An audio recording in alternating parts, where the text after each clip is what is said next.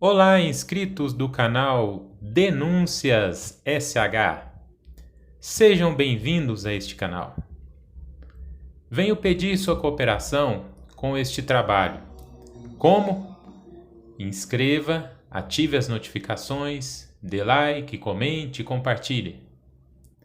Quero mais uma vez compartilhar com você a minha opinião sobre a Bíblia e o Deus da Bíblia. Hoje vou falar sobre Deus é ou não é onipotente, onipresente e onisciente? A Bíblia afirma que sim, Deus é onipresente, que está em todos os lugares ao mesmo tempo, que Ele é onisciente, que sabe todas as coisas, e que Ele é onipotente, pode tudo. Dentro deste tema, vamos ler um texto bíblico que se encontra lá em Deuteronômio, capítulo 23, do versículo 13 ao 14. Diz assim: E entre as tuas armas terás uma pá. E será que quando estiveres assentado fora, então com ela cavarás e, virando-te, cobrirás o que defecastes.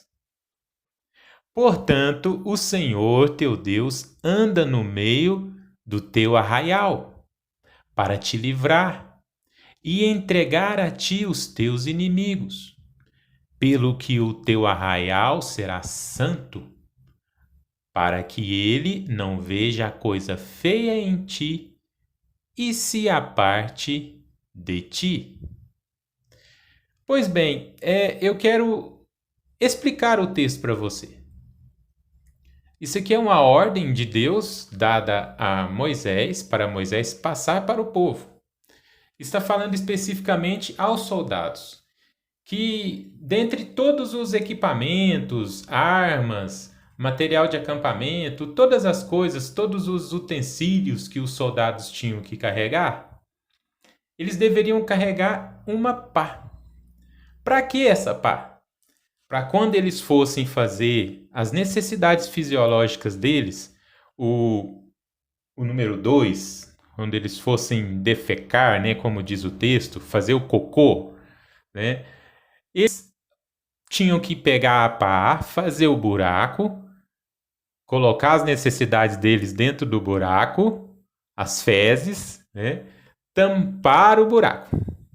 Até aí, tudo bem, joia, questão de higiene, né? Faz parte, tem que fazer isso mesmo, isso é interessante, né?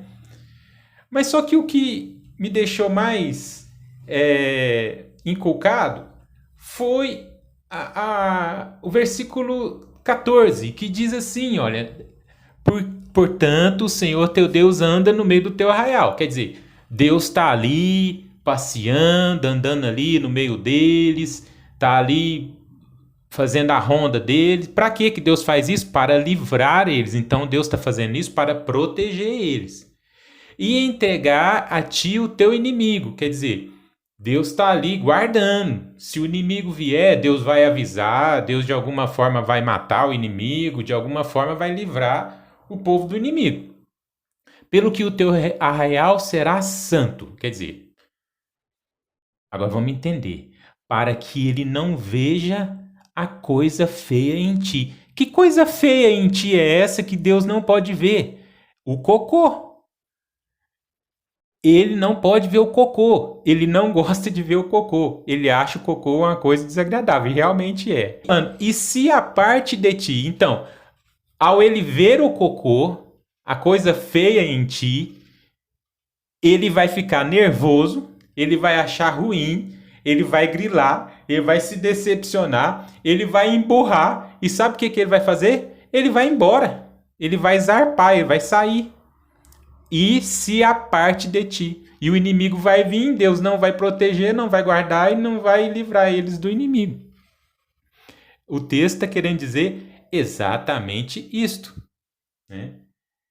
Então, surge algumas indagações que eu fiz a respeito desse texto.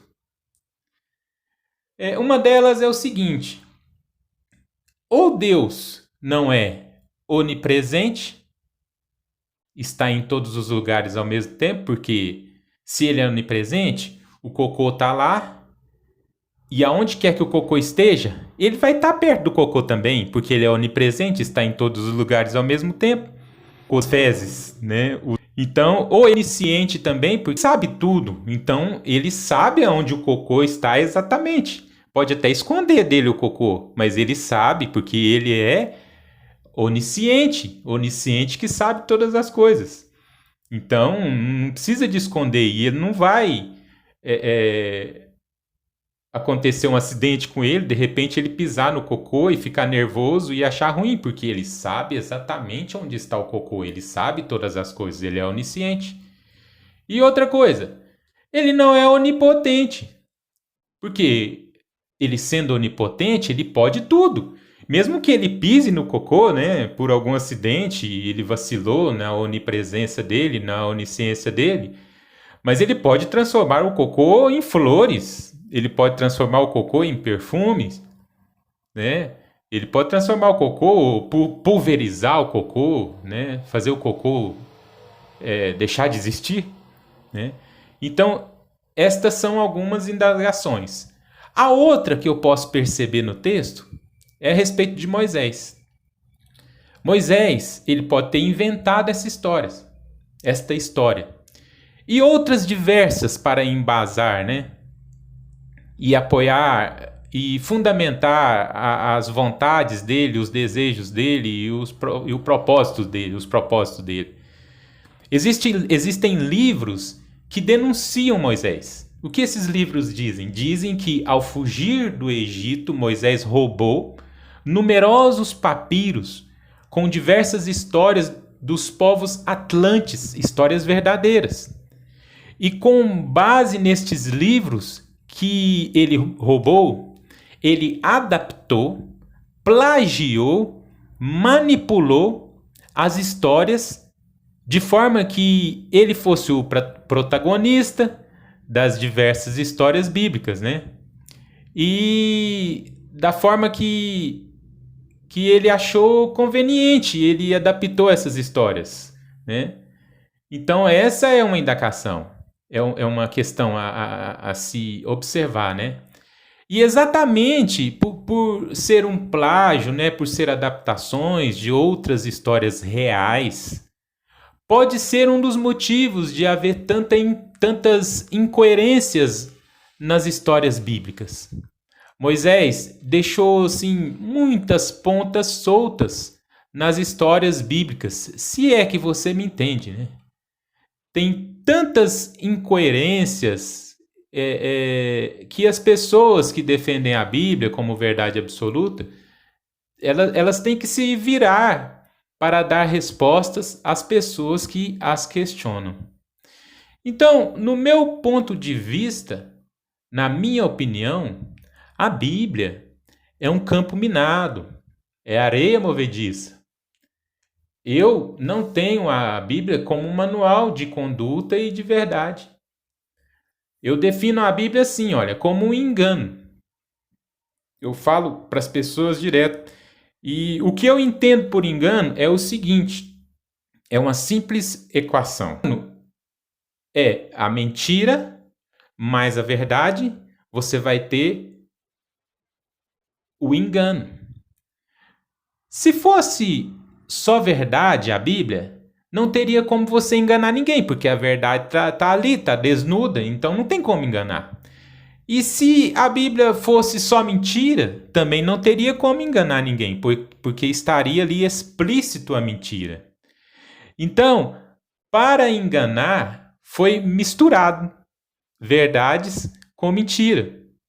Então foram verdades que foram tiradas de histórias verdadeiras de outros povos, histórias verídicas, e foram misturadas com mentiras adaptadas segundo os interesses dos escritores bíblicos. Esta é a minha opinião sobre o texto da Bíblia e sobre várias outras histórias da Bíblia, né, que nós podemos, em futuros vídeos, apresentar. Pois bem, se você preferir, você também pode nos ajudar dando o seu parecer nos comentários abaixo. Certo? E antes de encerrar, eu quero fazer algumas perguntas para você. Você sente saudade, uma nostalgia, sente a falta de um lugar que você não sabe exatamente aonde é? Já sentiu isso? Você sente que não pertence a esse mundo? Sente que este mundo não tem sentido e que não se encaixa nos padrões deste mundo? Você discorda de como é conduzida a política, a religião, a economia e a ciência? Sente que muitas coisas poderiam ser feitas diferente? A tristeza invade o seu ser, muitas vezes, sem mesmo você saber ao certo o motivo? Eu quero te dizer o seguinte: esses sentimentos e outros semelhantes a esses não são por acaso. Isso que você sente é o seu espírito lhe trazendo memória sentimental intuitiva de sua origem, aonde tudo é original, perfeito, agradável, aonde você é unidade e não dualidade. Não é nada mental, mas sim é sentimental. Estou falando de sentimentos. Ouça a voz desses sentimentos. Não as rejeite, não as ignore. Elas são legítimas, são verdadeiras. É o seu espírito se comunicando com você. Tome atitudes para trilhar o retorno para a sua morada original, a pátria do seu espírito. Você pode me perguntar, mas como? Eu lhe respondo, buscando, indo atrás, lendo, não tendo atitudes passivas, não se conformando. E digo mais, para lhe auxiliar nesse retorno à sua origem, eu lhe convido a conhecer uma sabedoria, que é uma sabedoria do seu próprio espírito. Essa sabedoria nós chamamos a sabedoria hiperbórea, que é a sabedoria da sua origem, da sua pátria original, da onde você se esqueceu mentalmente, mas os seus sentimentos te mostram que existe. Aonde você vai descobrir a verdade desnuda de si mesmo. Você vai descobrir a verdade desnuda do Deus deste mundo e do seu passado.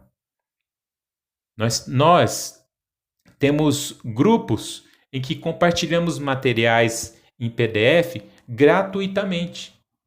Materiais estes de riquíssimo valor informativo, aonde você, ao estudar tais materiais, terá um norte para lhe guiar no retorno à sua pátria primordial, a pátria do seu espírito. Se você tem interesse em saber mais a respeito da sabedoria hiperbórea, pode procurar no telefone, na descrição do vídeo, e teremos satisfação em cooperar contigo. É isso. Sem mais para o momento, eu agradeço por você ter vindo até aqui comigo. Lhe desejo força para vencer este mundo demencial e honra para não se deixar levar pelo Deus deste mundo. E até a próxima.